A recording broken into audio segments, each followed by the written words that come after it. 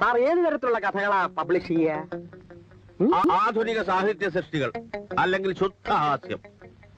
അതുമല്ല കുറച്ചും കൂടെ കിഴിപ്പോട്ട് ഇറങ്ങുകയാണെങ്കിൽ ഒരു ചെറുപ്പക്കാരൻ, ഒരു 22-23 വയസ്സുള്ള ഒരു കുട്ടി സ്വന്തം അമ്മയുടെ പ്രായമുള്ള എന്നെ നോക്കി സെക്ഷലി ഹറാസ്മെന്റ് ചെയ്യുന്ന രീതിയിലുള്ള ഒരാക്ഷൻ 3 തവണ കാണിച്ചാൽ ഞാൻ കാറ് നിർത്തി അവന്റെ അരികിലേക്ക് ചെല്ലണ്ട എന്നാണോ നിങ്ങൾ പറയുന്നത്?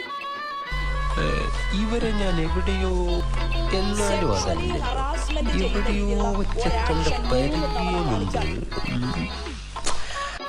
അപ്പൊ ഞങ്ങൾ രണ്ടുപേരും, ഞാനും എൻ്റെ ബ്രദർ,